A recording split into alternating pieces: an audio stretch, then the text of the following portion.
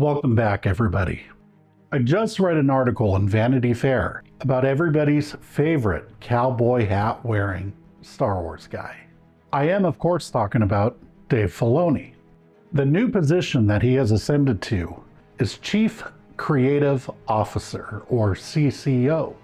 Filoni had been promoted to the position of Executive Vice President back in 2020. He'll continue to hold this position for the time being. But let us look at his new position within the company and see if it'll bring about some of the positive changes that we've all been hoping for from Lucasfilm. The question is, what kind of responsibilities will Filoni have in his new position in Lucasfilm? At the moment, we don't have a detailed account of his new position, aside from what Filoni said in an interview. Quote, "I'm not telling people what to do, but I feel I'm trying to help them tell the best stories that they want to tell. I need to be a help across the galaxy here, like a part of the Jedi Council, almost." Yeah, but I wonder if you get the rank of Master. In his new position, he'll help filmmakers and lend perspective on challenges that telling these Star Wars stories will present.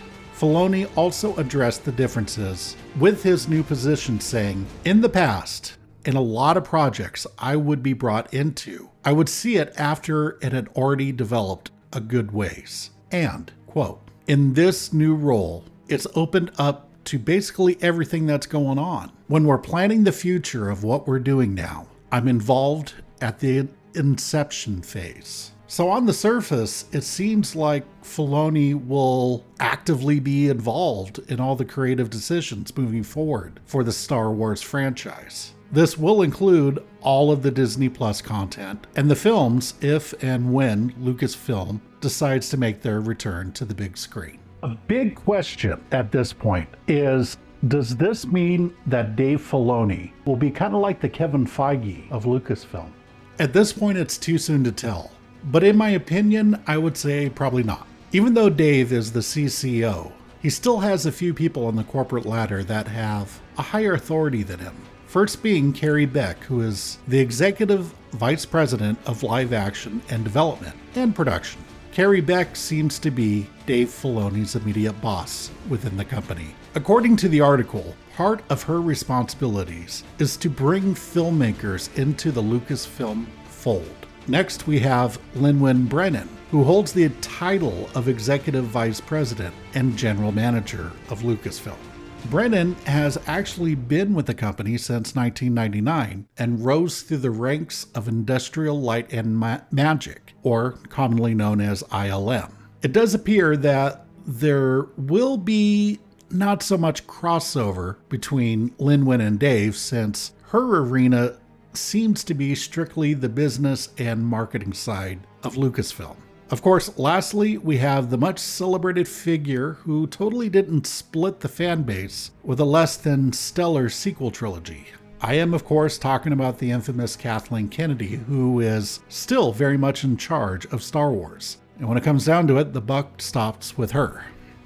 This is very different from what Kevin Feige does. He pretty much has control of all the MCU. So, in reality, Kathleen Kennedy is closer to being Kevin Feige than Dave Filoni. From what I can tell, and mind you, this is very speculative on my part, is that despite the impressive title that Dave Filoni has, in truth, he has very little decision-making power within the company. From the sounds of it, he serves more like an advisor and is responsible for making the Star Wars universe more coherent. Kathleen Kennedy and Carrie Beck will still be involved in the slate of Lucasfilm projects, and Filoni will be responsible for getting them all done and up to their standards. So what does this mean for the future of Star Wars? I suspect in the immediate future, it won't have a lot of impact in the Star Wars universe. Further out in the future, it's possible that there's a greater likelihood of a season 2 of Ahsoka. And pretty much it's all but guaranteed that Filoni's movie, which will tie up the storylines post Return of the Jedi and pre-Force Awakens, will pretty much be good to go. But keep in mind, we still have that big hurdle of the Rey Palpatine movie as she tries to set out and make a new Jedi Academy or whatever. In fact, I would even say that the Ray Palps movie has to be profitable in order for Filoni to make his feature film. Is this a good thing for Star Wars? Well, kinda. It's possible that Dave may ensure more consistency in the work of Lucasfilm. I mean, granted, Dave may not have any real power when it comes to decisions, but his influence could be what he contributes. I personally don't think he's the right guy for the top job, the head of the studio. I think Jon Favreau is much better suited for that position. But does that mean that Dave Filoni is useless at Lucasfilm? No. Dave did reshape the fan opinion about the prequels by giving new context to them because of the Clone Wars animated series. To change the opinion of the prequels to die-hard Star Wars fans, that really isn't an easy thing to do.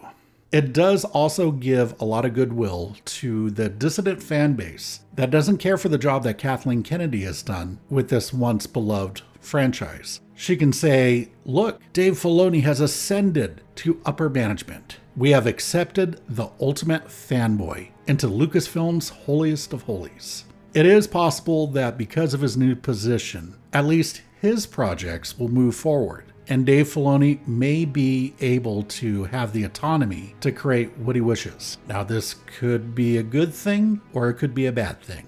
Time will tell on this. Ultimately, I think this is cool news, and I'm happy for Dave Filoni.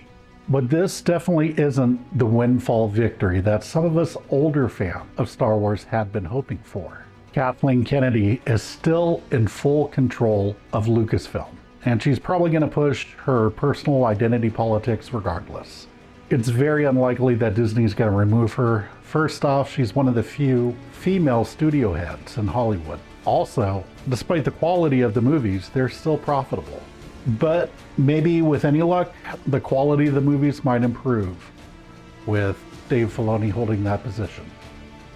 Time will tell. But of course, those are just my opinions, and I would love to hear yours. Feel free to express yourself in the comments section. And as always, fare thee well, my friends. Take care. Cue the music.